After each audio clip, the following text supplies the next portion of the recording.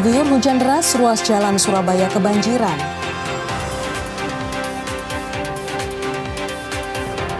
Ada banjir lahar, siswa ke sekolah naik eskavator.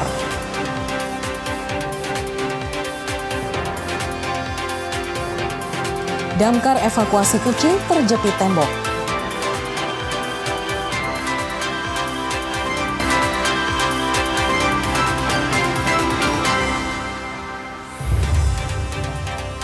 Halo saudara, apa kabar Anda hari ini? Kita berjumpa lagi dalam Kompas Pagi.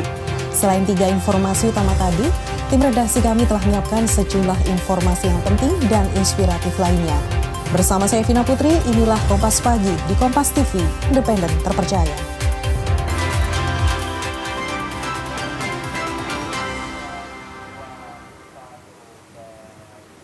Kita awali dengan berita dari Sidoarjo. Sebuah pohon tumbang menimpa sebuah mobil di Jalan Mojopahit, Kecamatan Kota Sidoarjo saat hujan lebat disertai angin kencang. Hal ini membuat mobil rusak parah dan memicu kemacetan panjang di sekitar lokasi kejadian. Dari hasil rekaman video amatir ini, nampak tiba-tiba pohon yang berada di pinggir Jalan Mojopahit, Kecamatan Kota Sidoarjo tumbang dan menimpa sebuah mobil keluarga dengan nomor polisi N1552SU. Akibatnya mobil rusak parah pada bagian atap dan kaca depan hancur akibat tertimpa pohon berdiameter sekitar 30 cm. Beruntung 4 penumpang yang sebelumnya berada di dalam mobil bisa melarikan diri hingga tidak menimbulkan korban. Meski demikian, tumbangnya pohon ini sempat menyebabkan kemacetan panjang di ruas jalan penghubung Sidoarjo dengan Pasuruan. Diduga karena akar yang sudah tidak kuat lagi menopang batang pohon dan ditambah lagi hujan deras dan angin kencang yang melanda kawasan Sidoarjo membuat pohon ini tumbang. Hujan deras disertai angin gitu, angin kencang gitu. Oh, angin kencang. Terus ada nimpa berapa mobil, Pak? Cuman dua. Tapi yang satunya masih selamat. oh masih selamat. Aksi pencurian sepeda motor terjadi di depan kedai kopi di kawasan Kali Rungkut, Surabaya. Dari rekaman CCTV, aksi curanmor dilakukan 2 pelaku dalam hitungan detik membawa kabur motor milik pegawai kedai kopi.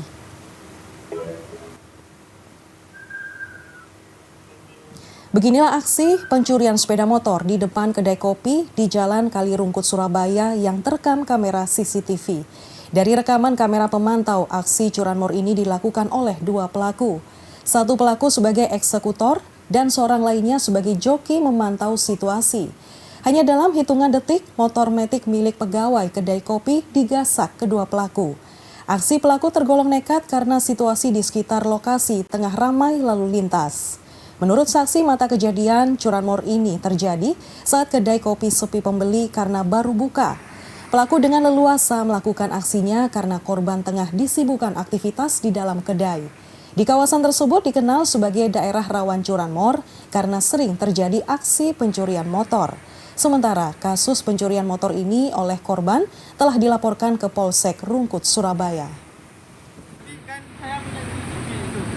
Gitu ya. Saya lihat kayaknya yang waitersnya nggak seberapa merhatiin. Saya lihat pencurinya itu bisa langsung Cepat gitu ya. Nggak ada 5 menit. Hanya hitungan Hanya mungkin ya, hitungan detik mungkin ya, cepat ya. Dan sepertinya profesional. Di CCTV-nya masnya itu ada berapa pelakunya? 2. Ada 2 ya? Boncengan ya. With hitam. Jadi yang satu eksekutor, satunya bonjengin gitu ya. Kepedulian petugas pemadam kebakaran atau damkar sekali lagi menginspirasi banyak orang.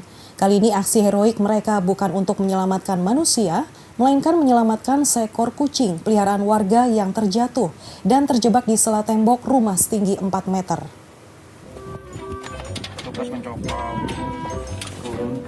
Video amatir warga ini memperlihatkan petugas pemadam kebakaran dengan menggunakan tangga masuk ke ruang sempit di antara tembok 2 rumah warga di kawasan Jalan Ploso Timur, Kota Surabaya, Jawa Timur.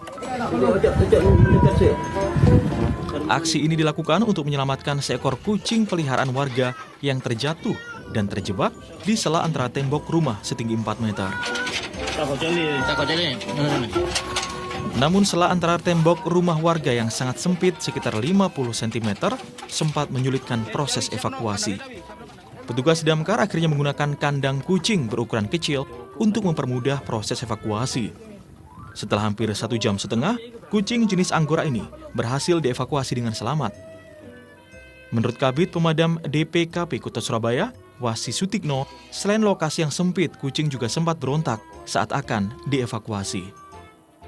Awalnya kita evakuasi dengan manual, kita pegang ya untuk naik ke atas, cuma karena terlalu sempit aksesnya, akhirnya terlepas kembali kucingnya ya.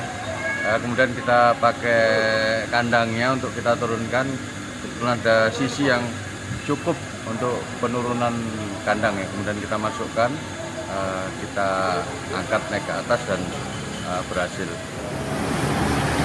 Berhasilan petugas damkar mengevakuasi kucing ini mendapat apresiasi dari warga. Mahendra Triginanjar, Kompas TV, Surabaya, Jawa Timur. Sorotan lainnya, akibat diguyur hujan deras sejak Minggu sore, sejumlah ruas jalan dan permukiman di kota Surabaya terendam banjir. Pemerintah kota Surabaya mengklaim masih secara bertahap mengurangi ratusan titik banjir yang ada di Surabaya pasca banjir setelah hujan deras. Banjir melanda sejumlah titik kota Surabaya pasca hujan deras yang mengguyur kota Surabaya sejak Minggu sore kemarin. Data dari Pemkot Surabaya, beberapa titik banjir kota terpantau seperti kawasan Sinomukyo, Simo Kalangan, Sukomanunggal, Majen Sungkono, hingga Rungkut Menanggal. Tak hanya mengenang ruas jalan raya, banjir juga merendam permukiman warga.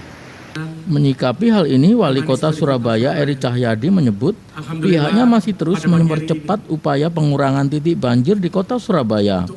Dari 350 titik banjir hingga saat ini, Pemkot baru menuntaskan 100 titik banjir dan sisanya 250 titik banjir akan dikebut pada 2026 ini. Alurannya terlalu deras sehingga Pakis 1B, Pakis itu yang saluran lama ambrol. Maka kita tutup pintu airnya, sehingga kita korbankan di jalan saja. Yang kita korbankan di jalan yang di Majen Sungkono, tapi hanya satu sisi. Satu sisinya tidak ada genangan air, dan ketika hujan sudah terang, berkurang, itu sudah hilang. Kan teman-teman sudah bisa lihat kan, 15 menit hujan derasnya hilang, berhenti, salurannya juga berhenti. Jadi ke depan yang kita kerjakan itu adalah Simo Kalangan, Simo Hilir, Simo Rejo A, 1A, 1B, dan Tanjung Sari. Itu yang fokus kita di tahun 2026. Selain merevitalisasi saluran air, pembuatan bosem, pelebaran sungai, pemerintah kota juga menghimbau warga yang membuat bangunan baru untuk dapat membuat saluran air mandiri guna mencegah terjadinya banjir. Meski banjir tidak berlangsung lama, namun Pemkot Surabaya juga menghimbau warga untuk tetap waspada lantaran berpacu pada prediksi BMKG terkait curah hujan yang masih tinggi di kota Surabaya. Alfian Rahman, Kompas TV, Surabaya, Jawa Timur. Sejumlah siswa di Lumajang, Jawa Timur terpaksa naik alat berat untuk menyeberangi sungai untuk menuju ke sekolah. Hal ini dilakukan akibat tidak adanya akses lain ke sekolah pasca terjangan banjir lahar Gunung Semeru beberapa pekan lalu. Siswa-siswi SD Negeri Jugosari 3 yang ada di Dusun Sumber Langsep, Desa Jugosari, Lumajang, Jawa Timur kembali ke sekolah setelah libur panjang Nataru pada Senin pagi. Namun perjalanan mereka kali ini tidak biasa. Langkah mereka terhenti karena akses ke sekolah melalui Sungai Regoyo alirannya masih deras. Anak-anak ini kemudian dibantu menyeberangi sungai dengan menggunakan satu alat berat milik salah satu penambang pasir yang sedang melintas. Secara bergantian, mereka akhirnya berhasil menyeberangi sungai tanpa harus beresiko seragam mereka basah. Kenapa naik alat berat itu? Biar nggak basah bajunya, sepatunya. Ini hari pertama masuk ke sekolah ya? Iya. Alat berat ini. Enak. Hah? Enak. Takut nggak itu tadi? Takut enggak. Nggak takut. Sementara bagi siswa yang terlambat, terpaksa digendong orang tuanya menyeberangi sungai. Menurut warga, aliran Sungai Regoyo ini masih cukup deras dan dalam, sehingga tidak memungkinkan anak-anak mereka menyeberangi sungai sendiri. alirnya deras ini Mas. Masih deras? Iya, dalam, nggak bisa kayak biasanya. Kalau biasanya kan lebar luas. Ini kan jadi satu ini. Jadi anak-anak harus naik alat berat dan juga ada yang digendong Mbak? Iya, nggak bisa kalau nyebrang sendiri. Nyebrang sendiri nggak bisa ya? Nggak bisa, berbahaya ini. Sebelumnya banjir lahar hujan Gunung Semeru menerjang aliran Sungai Regoyo di Kabupaten Lumajang, Jawa Timur pada Minggu 21 Desember 2025. Akibatnya, jalan menuju 3 dusun di Godoruso dan Kecamatan Tempur Sari terputus. Abdul Rohman, Kompas TV, Lumajang, Jawa Timur. Kantor Wilayah Direktorat Jenderal Imigrasi Kanwil Ditjenim Jawa Timur melayani 454.898 permohonan paspor sepanjang tahun 2025. Penerimaan negara bukan pajak PNBP Jawa Timur tahun 2025 ini sebesar 312 miliar rupiah atau naik 20,2% dibandingkan tahun 2024. Permohonan paspor yang dilayani lebih banyak, yaitu 550 pemohon pada tahun 2024 lalu.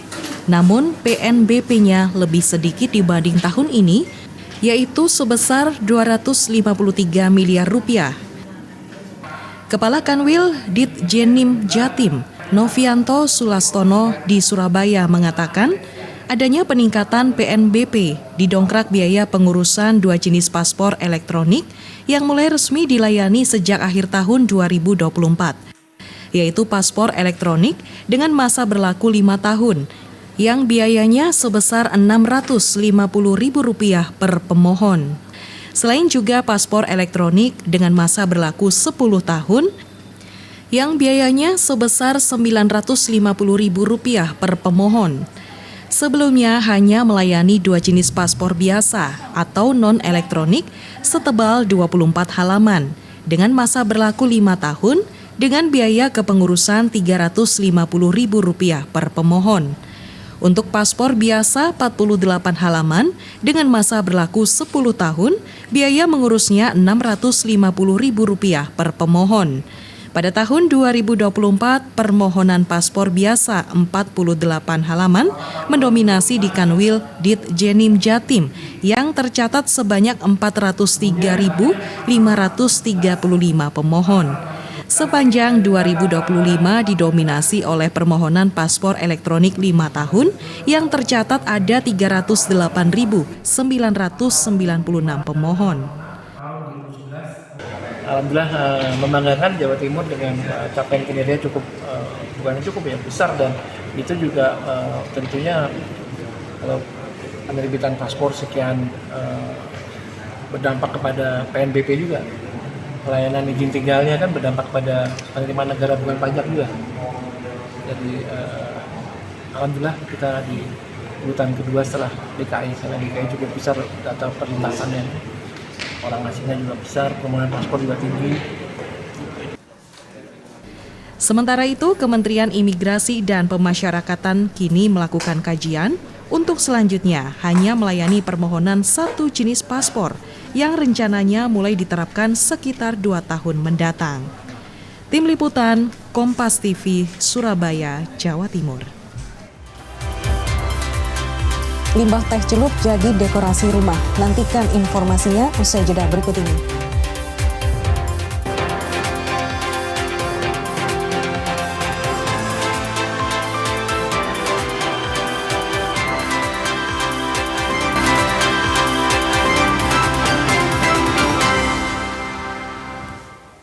Saudara, dengan memanfaatkan lahan sempit, seorang pemuda di Malang, Jawa Timur sukses beternak ayam hias. Puluhan ekor ayam hias terjual ke berbagai daerah di Indonesia, bahkan hingga mancanegara.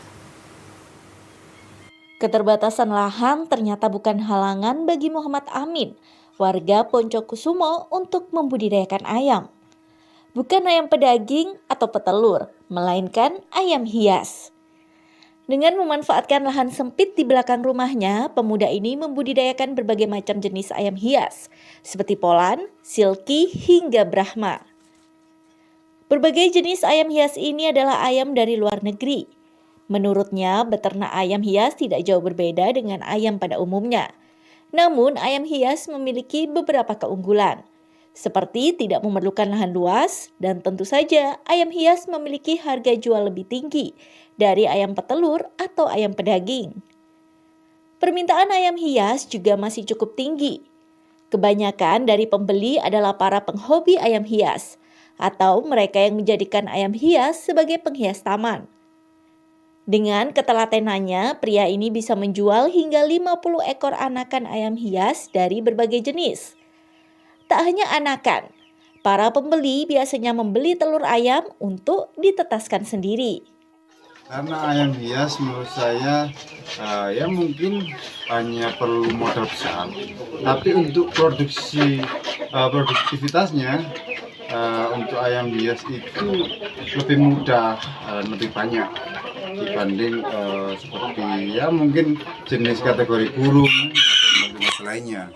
Terus juga untuk perawatan itu sama dengan ayam-ayam kampung atau ayam-ayam telur yang lain. Dan itu untuk nilai harga jualnya itu benar-benar tinggi. Dengan harga Rp75.000 hingga jutaan rupiah per ekor, Amin memasarkan ayam hias ke berbagai daerah di Indonesia. Bahkan dengan memanfaatkan media sosial, ia bisa mengirim ayamnya hingga Malaysia dan Singapura. Tim Liputan Kompas TV Malang, Jawa Timur. Saudara, harga cabai di sejumlah pasar Kota Kediri mulai berangsur turun pada awal tahun 2026. Saat ini harga cabai di Pasar Setono Betek Rp50.000 per kilogram. Sejak beberapa hari terakhir, harga cabai di sejumlah pasar Kota Kediri mulai berangsur turun. Seperti halnya di Pasar Setono Betek, harga cabai di angka Rp50.000 per kilogram. Sebelumnya harga cabai menyentuh angka Rp90.000 per kilogram, namun kini berangsur turun. Menurut pedagang, penurunan harga cabai dampak melimpahnya stok di pasaran. Selain itu, kini penjualan berkurang hingga 50%, sehingga membuat pedagang mengurangi stok cabai agar tidak mengalami kerugian. Namun pedagang mengaku penurunan harga cabai juga mempengaruhi penjualannya. Saat harga cabai mahal dalam satu hari, mampu menjual hingga 3 kg, kini hanya mampu menjual setengahnya. Pedagang menduga penjualannya menurun karena tingkat konsumsi cabai di awal tahun juga berkurang. Berbeda saat akhir tahun, warga banyak yang menggelar kegiatan. Kalau cabai harga murah itu menurun hasilnya, dapatnya kan sedikit. Kalau cabai mahal itu kan banyak. Satu harinya bisa menjual berapa kalau harga murah? Ada murah hanya 2 kilo berapa. Biasanya ya 2 hari, kadang ya 1 hari. Kalau cabai mahal 3 kilo. Itu seharinya, Bu? Iya. Kebiasaan menyeduh teh setiap hari biasanya berakhir di tempat sampah. Namun di tangan mahasiswa Universitas Surabaya, limbah kantong teh celup disulap menjadi produk dekorasi rumah yang estetik, ramah lingkungan, dan memiliki nilai ekonomi. Inilah hasil inovasi Jen Teresia Mintarja, mahasiswa jurusan Desain dan Manajemen Produk Fakultas Industri Kreatif Universitas Surabaya Ubaya. Bermula dari keprihatinan akan dampak limbah kantong teh celup yang mengandung mikroplastik, Jen tergerak mengolahnya menjadi material baru untuk home decor yang ia beri nama Deep. Sejak semester 5, Jen melakukan riset secara mandiri. Kantong teh bekas dikumpulkan, dipilah berdasarkan warna, kemudian diolah menjadi bubur kertas. Dari proses ini terbentuk material baru yang dapat dicetak menjadi lembaran maupun padatan. Proses kreatif ini tak mudah, menentukan bentuk produk yang sesuai dengan karakter material menjadi tantangan utama. Dari berbagai percobaan, Jen berhasil menghasilkan 3 produk utama kategori home decor, yaitu tray atau alas dekorasi, jam meja, dan lampu meja. Warna coklat natural dari limbah teh memberi kesan hangat dan organik pada setiap produk. Kedepan, Jen berencana meningkatkan efisiensi produksi dan menambahkan pewarna makanan agar tampilan produk lebih variatif tanpa kehilangan unsur ramah lingkungan. Awalnya saya kumpulkan dulu dan dipisah dulu yang mana yang warnanya putih. Yang warna putih itu berarti kantong teh yang masih baru. Lalu juga sama kantong teh yang sudah digunakan. Berarti warnanya sudah kecoklatan begitu kan, sudah warna coklat. Lalu saya blender semuanya dengan bantuan air. Nah, setelah di blender itu dia jadi bubur, lalu bisa dipecah, maksudnya bisa dipilah. Bubur ini kemudian mau dibuat dalam bentuk lembaran atau padatan. Kalau misalnya untuk padatan, berarti saya harus membuat cetakannya dulu, lalu nanti dipadatkan di situ. Kalau misalnya perlu membuat lembaran, saya pakai cara untuk yang sama seperti membuat kertas daur ulang. Produk ini rencananya dipamerkan sekaligus dipasarkan pada pameran tugas akhir yang sedang berlangsung hingga akhir Januari 2026 mendatang. Produk dekorasi rumah ramah lingkungan ini dijual dengan harga di kisaran Rp100.000 per produk. Inovasi ini diharapkan mampu memberi nilai ekonomis pada hasil daur ulang limbah rumah tangga, sekaligus meningkatkan kesadaran masyarakat dalam penggunaan produk ramah lingkungan. Tim Liputan Kompas TV, Surabaya, Jawa Timur. Saudara, penjual buah nanas di lereng Gunung Kelut, Kabupaten Kediri meningkat hingga 5 kali lipat jika dibandingkan hari biasa. Selain karena adanya libur Natal dan Tahun Baru, peningkatan penjualan ini karena para pembeli suka rasa nanas yang manis, segar, dan kaya vitamin C. Wisatawan memburu buah nanas setelah berkunjung ke puncak Gunung Kelut. Libur Natal dan Tahun Baru menjadi berkah bagi penjual buah nanas yang ada di kawasan lereng Gunung Kelut. Banyaknya wisatawan dari luar daerah memudahkan penjualan buah nanas pedagang. Salah satu pedagang mengaku penjualan buah nanas meningkat hingga 5 kali lipat dibandingkan hari biasa. Pada hari biasa pedagang bisa menjual 20 buah, kini meningkat bisa menjual hingga 300 buah satu harinya. Uang puluhan juta rupiah pun mampu dikantongi para pedagang hanya dalam sekali momen libur akhir tahun. Sementara itu, salah satu pengunjung dari Surabaya memborong puluhan buah nanas. Menurutnya, rasa buah nanas di lereng Gunung Kelut lebih segar dan manis, serta harganya terjangkau. Perbandingannya ya hampir 5 kali lipat lah hari-hari biasa. Iya.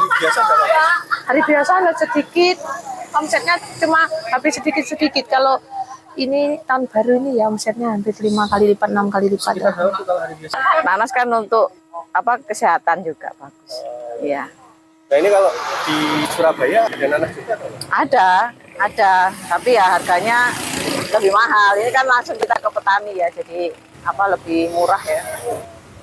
Saudara, Perum Perhutani Divisi Regional Jawa Timur KPH Madiun membagikan 600 bibit pohon berbagai jenis kepada pengguna jalan. Pembagian bibit untuk program penghijauan di awal tahun 2026. Selain Madiun, pembagian bibit juga dilakukan serentak di beberapa daerah dengan total 2026 bibit. 600 bibit pohon berbagai jenis dibagikan kepada warga oleh pegawai Perum Perhutani Divisi Regional Jawa Timur, Kesatuan Pemangkuan Hutan atau KPH Madiun. Bibit yang dibagikan adalah jenis pohon jati. Selain itu ada bibit multi-purpose tree spesies seperti buah-buahan yang diantaranya alpukat, nangka, kopi, petai, jambu, dan lainnya. Pembagian bibit pohon gratis yang dilakukan di kawasan Simpang 5 Patung Pendekar Kota Madiun ini menarik minat para pengguna jalan yang sedang melintas. Ini dapat bibit, ada bibit pohon pete, pohon mete, pohon durian. Ini apa ya? Oh yang ini nih Mas. Alpukat itu? Oh alpukat katanya. Dari siapa Bu? Dari Perhutani Jawa Timur. Nah ini nanti ditanam di mana Bu? Kenapa? Ditanam di mana, di lingkungan rumah? Iya di rumah nanti. Mau ke kebun juga, ini ketepatan ada pembagian gratis dari Perhutani. Oh apa aja Pak ini bibitnya Pak? Bibitnya ini pete sama jambu mente.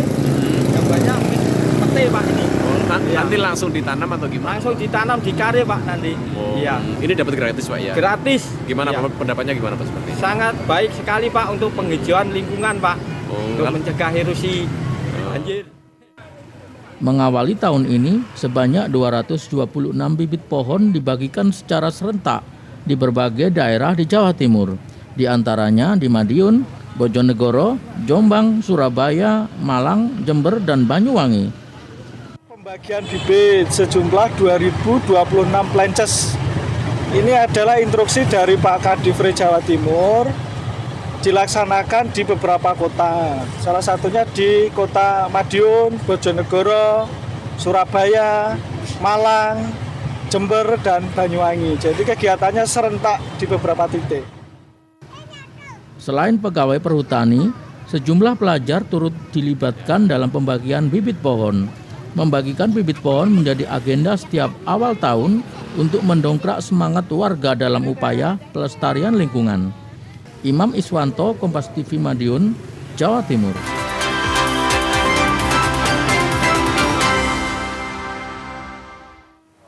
Atletik menjadi cabang olahraga terbanyak menyumbang medali emas SEA Games 2025. Di tahun 2026, PB Pasi sudah menyiapkan nama-nama atlet terbaik untuk bertarung di Asian Games 2026. Rebut 9 medali emas, 5 perak, dan 6 perunggu membuat cabang olahraga atletik menjadi penyumbang medali emas terbanyak untuk Indonesia di SEA Games 2025 Thailand.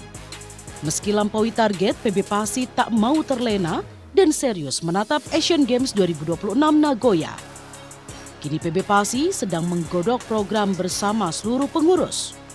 Nama-nama atlet yang akan bertanding di event internasional sepanjang tahun 2026 sedang dalam proses seleksi atau pematangan PB Pasi. Peraih medali emas, perak, dan perunggu ini juga kami dorong untuk persiapan menuju Asian Games. Beberapa program yang sudah kami siapkan untuk kami diskusikan dengan PB Pasi bahwa para peraih medali emas ini kami akan dorong untuk mengikuti program TC terpadu dan tryout yang akan kami lakukan. Asian Indoor Athletic Championship 6-8 Februari di Tianjin, Tiongkok menjadi ajang tryout perdana di 2026. Training camp di luar negeri untuk pelari jarak jauh dan menengah juga menjadi program selanjutnya. Rinin Taniken, Yogi Syahrevi, Kompas TV, Jakarta. Ada banjir lahar, siswa ke sekolah naik eskavator. Sesaat lagi informasinya, tetaplah di Kompas Pagi.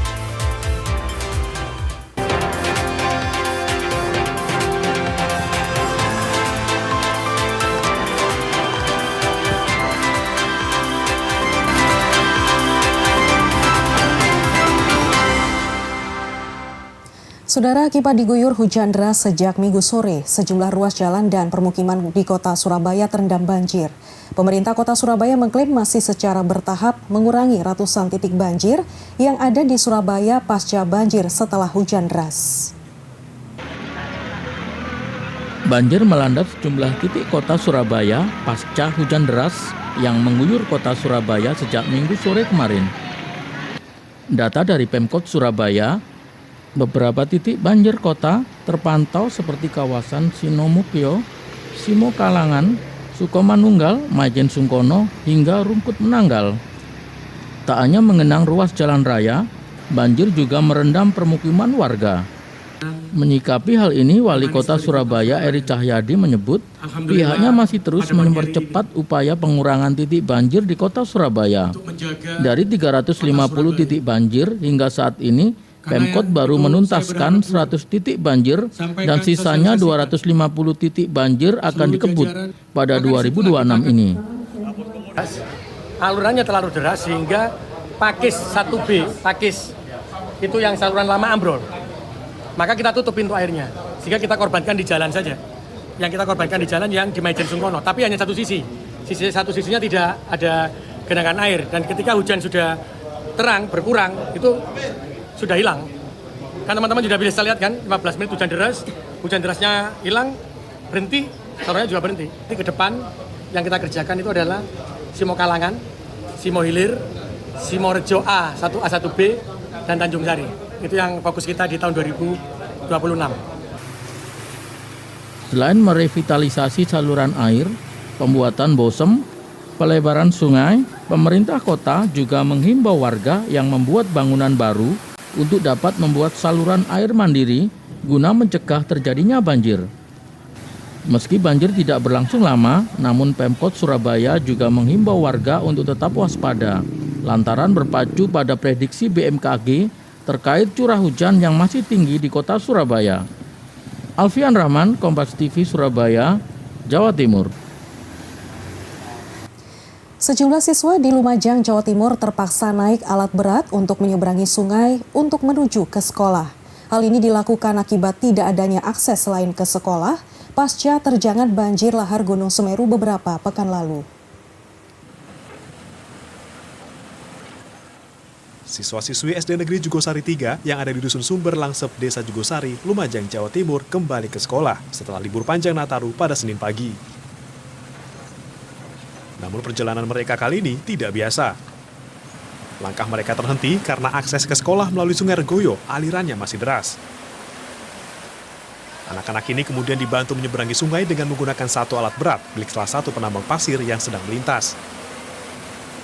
Secara bergantian, mereka akhirnya berhasil menyeberangi sungai tanpa harus beresiko seragam mereka basah. Kenapa naik alat berat itu? Biar nggak basah bajunya, sepatunya. Ini hari pertama masuk ke sekolah ya? Iya. Alat berat ini. Enak. Hah? Enak. Takut nggak itu tadi? Takut enggak. Nggak takut. Sementara bagi siswa yang terlambat, terpaksa digendong orang tuanya menyeberangi sungai. Menurut warga, aliran Sungai Regoyo ini masih cukup deras dan dalam, sehingga tidak memungkinkan anak-anak mereka menyeberangi sungai sendiri. Alirnya deras ini, Mas. Masih deras? Iya, dalam, tidak bisa kayak biasanya. Kalau biasanya kan lebar, luas. Ini kan jadi satu ini. Jadi anak-anak harus naik alat berat dan juga ada yang digendong, Mbak? Iya, tidak bisa kalau nyebrang sendiri. Nyebrang sendiri nggak bisa ya? Nggak bisa, berbahaya ini. Sebelumnya banjir lahar hujan Gunung Semeru menerjang aliran Sungai Regoyo di Kabupaten Lumajang, Jawa Timur pada Minggu 21 Desember 2025. Akibatnya, jalan menuju 3 dusun di Godoruso dan Kecamatan Tempur Sari terputus. Abdul Rohman, Kompas TV, Lumajang, Jawa Timur. Kepedulian petugas pemadam kebakaran atau damkar sekali lagi menginspirasi banyak orang. Kali ini aksi heroik mereka bukan untuk menyelamatkan manusia, melainkan menyelamatkan seekor kucing peliharaan warga yang terjatuh dan terjebak di sela tembok rumah setinggi 4 meter. Video amatir warga ini memperlihatkan petugas pemadam kebakaran dengan menggunakan tangga masuk ke ruang sempit di antara tembok 2 rumah warga di kawasan Jalan Ploso Timur, Kota Surabaya, Jawa Timur. Aksi ini dilakukan untuk menyelamatkan seekor kucing peliharaan warga yang terjatuh dan terjebak di sela antara tembok rumah setinggi 4 meter. Namun sela antara tembok rumah warga yang sangat sempit sekitar 50 cm sempat menyulitkan proses evakuasi. Petugas damkar akhirnya menggunakan kandang kucing berukuran kecil untuk mempermudah proses evakuasi. Setelah hampir 1,5 jam, kucing jenis Anggora ini berhasil dievakuasi dengan selamat. Menurut Kabid Pemadam DPKP Kota Surabaya, Wasi Sutikno, selain lokasi yang sempit, kucing juga sempat berontak saat akan dievakuasi. Awalnya kita evakuasi dengan manual, kita pegang ya untuk naik ke atas, cuma karena terlalu sempit aksesnya, akhirnya terlepas kembali kucingnya ya. Kemudian kita pakai kandangnya untuk kita turunkan. Ada sisi yang cukup untuk penurunan kandang ya, kemudian kita masukkan, kita angkat naik ke atas dan berhasil. Berhasilan petugas damkar mengevakuasi kucing ini mendapat apresiasi dari warga.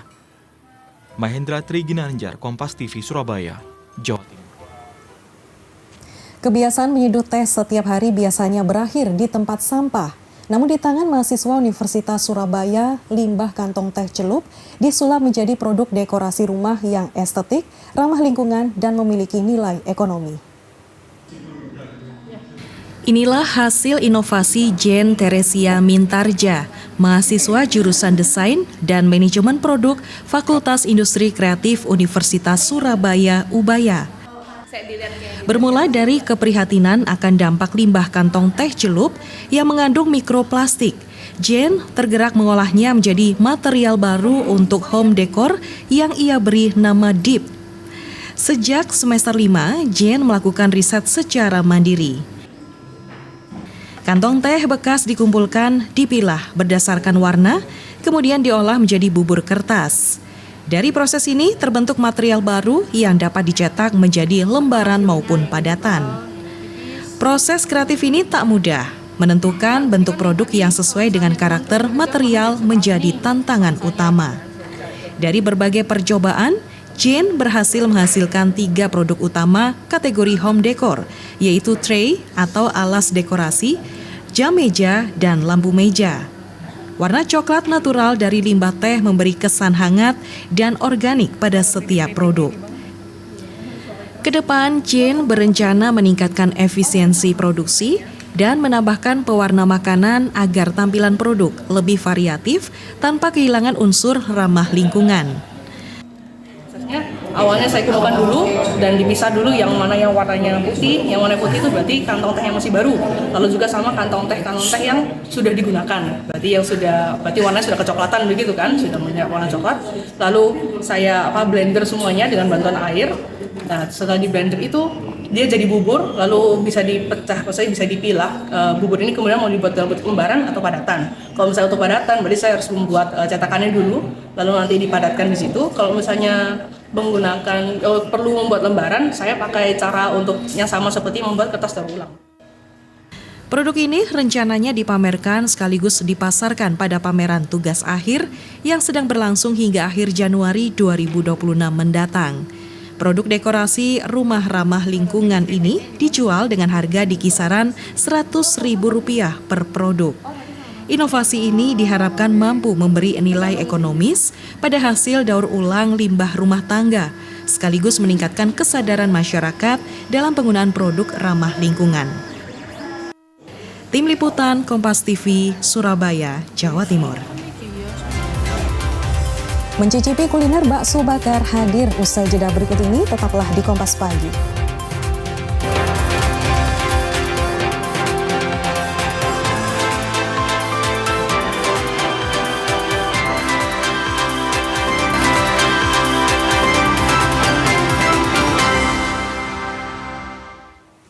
Saudara, berbicara soal bakso, Kota Malang sudah terkenal dengan kuliner satu ini. Beragam varian bakso muncul, salah satunya bakso bakar. Kali ini saya akan mengajak Anda mencicipi kelezatan bakso yang penyajiannya dengan cara dibakar. Dan informasi ini sekaligus menutup jumpa kita di Kompas Pagi hari ini. Jangan lupa saudara untuk menyaksikan live streaming kami di kompas.tv dan channel YouTube Kompas TV Jawa Timur. Kompas TV, independen terpercaya. Saya Vina Putri, sampai jumpa. Inilah bakso bakar, salah satu makanan yang sudah cukup dikenal oleh pecinta kuliner dan menjadi salah satu ikon kuliner di Malang. Berbeda dengan bakso biasanya, bakso bakar ini menawarkan sensasi yang berbeda dari aroma hingga bumbu khas saat membakarnya. Salah satu kedai bakso di Jalan Raya Kedung Rejo Malang ini salah satunya. Setiap harinya kedai bakso bakar ini tak pernah sepi pembeli. Di kedai ini, pembeli bisa memilih 2 tipe bakso yang akan dibakar, yakni bakso dengan tekstur halus atau bakso urat. Setelah dipanggang dan berubah warna, bakso bakar disajikan saat panas dengan bumbu khas. Ulum, pemilik kedai bakso bakar ini menceritakan, yang menjadi menu andalan di kedainya tak lain adalah bakso bakar. Selain itu, bakso kuah dengan berbagai isian seperti tahu, siomay dan gorengan juga tak kalah menarik untuk dicicipi. Peminatnya itu dua-duanya, alhamdulillah dua-duanya. Jadi beli bakso campur biasanya tambah bakso bakar. Jadi antara kalau bakso bakar dibikin jadi satu di kuah itu sudah jadi menyatu jadi satu. Jadi antara bumbu bakaran sama bumbu kuahnya itu menyatu jadi satu. Jadi beliau customer kita kalau ke sini alhamdulillah beliaunya pesen bakso bakar dan pesen bakso di kuah. Sementara itu menurut pembeli, ada rasa khas yang dimiliki bakso bakar. Selain harganya yang terjangkau, aroma daging panggang dan bumbunya menjadi daya tarik bakso bakar ini. Enak sih, harganya juga murah. Tempatnya juga enak, tidak panas. Mbak, kalau kesini pasti belinya bakso bakar. Iya, karena ini menu yang paling utama ya di sini ya. Harganya juga murah, rasanya juga. Dengan harga yang terjangkau dan rasa yang lezat, tak heran jika bakso bakar ini menjadi jujukan pecinta kuliner. Dalam sehari, kedai bakso bakar ini bisa menghabiskan 20 hingga 30 kg daging sapi untuk bahan baku bakso. Dedi Prasetyo, Kompas TV Malang, Jawa Timur.